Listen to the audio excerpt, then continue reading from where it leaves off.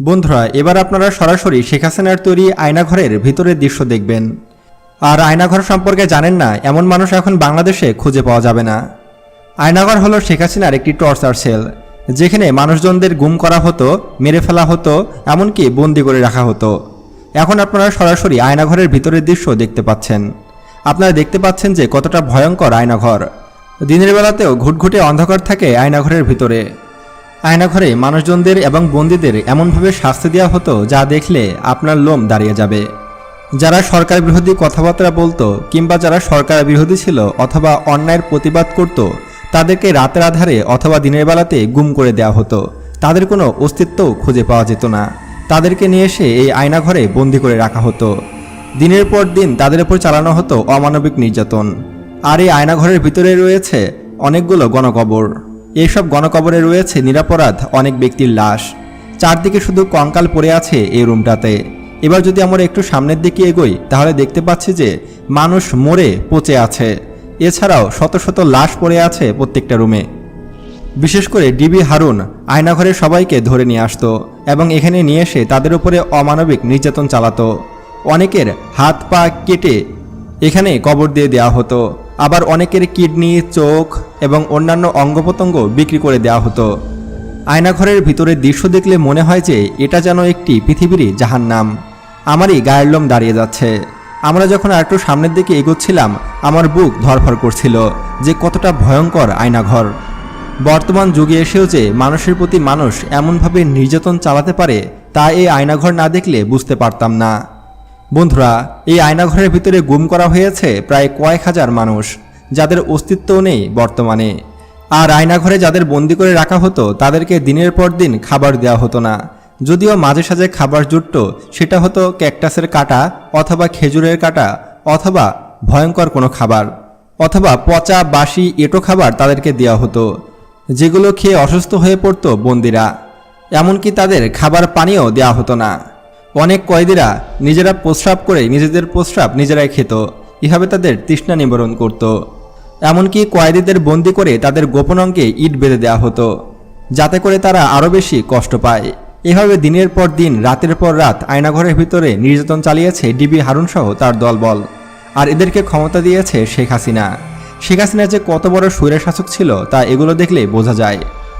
হাসিনার পালিত কুকুররা এইসব কাজকর্ম করত এখানে। মদ খেয়ে দিনের পর দিন নির্যাতন চালানো হতো এইসব মানুষদেরকে। বন্ধুরা, আয়নাঘরের ভিতরে যে বড় একটি গণকবর পাওয়া গেছে সেগুলো আমি আপনাদেরকে এই ভিডিওর শেষের দিকে দেখাবো, যেগুলো দেখলে আপনার চোখের পানি ধরে রাখতে পারবেন না। আসুন বন্ধুরা, এবার আমরা আয়নাঘরের ভিতরের বেশ কিছু দৃশ্য আপনাদেরকে দেখাই। এখন আপনারা দেখতে পাচ্ছেন যে আয়নাঘর কতটা অন্ধকার এবং কতটা গভীর, যেখানে সূর্যের আলো প্রবেশ করে না। এমনকি সাংবাদিক থেকে শুরু করে কাউকেই এর ভিতরে প্রবেশ করতে দেওয়া হতো না। যদি স্বৈরশাসক হাসিনার পতন না ঘটত তাহলে হয়তো আমরা আয়নাঘর সম্পর্কে কিছুই জানতে পারতাম না। সম্প্রতি বাংলাদেশের আয়নাঘরের সামনে অনেক মানুষ আন্দোলন করায় বিনা অপরাধে যারা আয়নাঘরে বন্দী ছিল তাদেরকে মুক্তি দেওয়া হয়েছে। তারা আয়নাঘর থেকে বের হয়ে বলে যে তারা কখনোই এমন কোনো কিছু দেখেনি। এমনকি তারা নিজেরাও জানে না যে তারা কোথায় ছিল। এই আয়নাঘরে অবস্থানকারে তারা বলেছে যে আয়নাঘরে ঠিকঠাক মতো খাবার দেওয়া হতো না এবং তাদের উপরে চরম নির্যাতন চালানো হতো। সপ্তাহে একবেলা খাবার জুটত। এমনকি এই আয়নাঘরে অনেকের আর্তনাদ দেওয়ালে ভেসে আছে। এমনকি আয়নাঘরের ভিতরে মধ্যযুগীয় কায়দায় বর্বরতা চালাতো পুলিশ বাহিনী। শুধু পুলিশ বাহিনী নয়, বাংলাদেশের গোয়েন্দা সংস্থা ডিজিএফআই কিন্তু ব্যাপক টর্চার চালাতো এই আয়নাঘরের ভিতরে। আপনাদের সামান্য একটু উদাহরণ দিই। এই আয়নাঘরে যারা সরকার বিরোধী ছিল, যারা জনগণের পক্ষে ছিল, যারা অন্যায়ের বিরুদ্ধে প্রতিবাদ করত, তাদেরকে নিয়ে ব্যাপক টর্চার করা হয়েছে। তাদের হাতের আঙুল কেটে ফেলা হয়েছে, তাদেরকে দড়ি দিয়ে বেঁধে ইচ্ছামতো পিটানো হয়েছে, সারা দিন রাত 24 ঘন্টা না খাইয়ে উল্টো করে বাথরুমের মধ্যে শুয়ে রাখা হয়েছে। আর এই আয়নাঘরের রুমগুলো এতটাই ছোট ছিল যে সেখানে কোনো মানুষ সঠিকভাবে বসতেও পারতো না। ছোট্ট একটি রুম যেখানে শোয়াও যেত না, সেখানে তাদের প্রসাব করতে হতো, পায়খানা করতে হতো এবং তার মধ্যেই থাকতে হতো।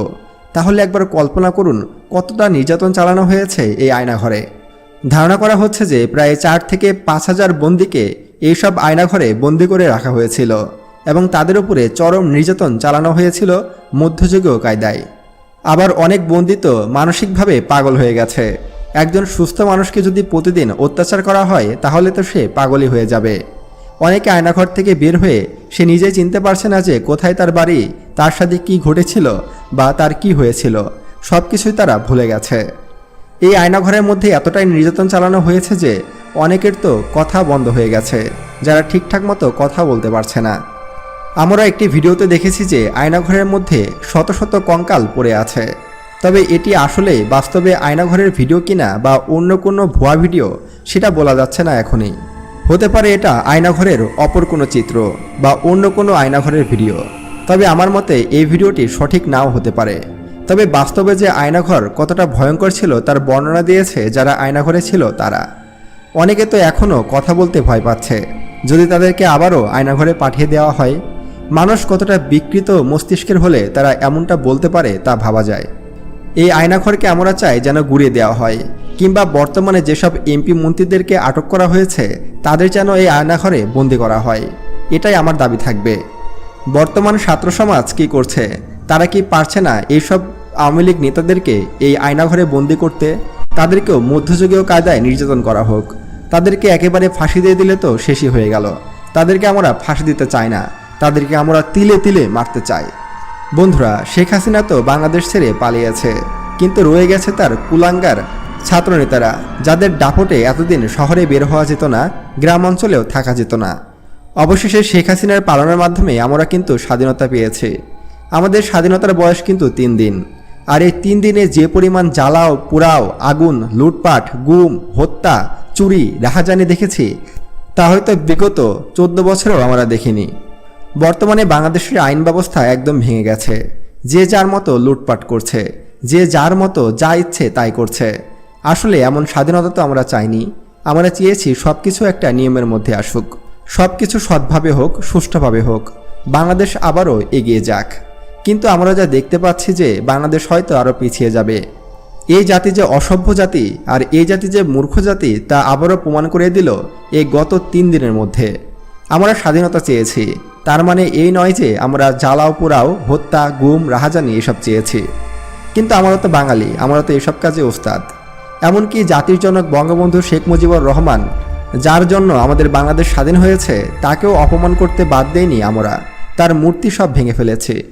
যেহেতু ইসলামে আছে যে মূর্তি ভাঙা ফরজ, সেহেতু আমাদের মূর্তি ভাঙাটা ঠিক আছে। কিন্তু তার মূর্তির উপরে হিসু করা, তার মূর্তির উপরে জুতা ঝোলানো, এসব কোনো বাঙালি করতে পারে না। তবে সেটা যাই হোক, বাংলাদেশের সাধারণ মানুষের ক্ষতি করা কিন্তু কারো উচিত হচ্ছে না। আমি সম্প্রতি দেখছি যে বাংলাদেশের ডাকাতি, রাহাজানি ইত্যাদি অনেক বেড়ে গিয়েছে। এসবকে সুষ্ঠুভাবে সমাধান করতে হবে। তা না হলে এর দায় কিন্তু ছাত্রদেরকে নিতে হবে। যে ছাত্ররা আন্দোলন করে শেখ হাসিনাকে বাংলাদেশ থেকে তাড়িয়ে দিয়েছে, স্বাধীন বাংলাদেশের আশায়, সেই ছাত্রদেরকেই কিন্তু আবার সব কিছু গুছিয়ে নিতে হবে। এখন আমরা স্বাধীন, এখন আমরা চাইলে সব কিছুই করতে পারবো। আসুন আমরা সকলে মিলে সুন্দরভাবে দেশটাকে গড়ি, দেশটাকে নতুনভাবে সামনের দিকে এগিয়ে নিয়ে যাই।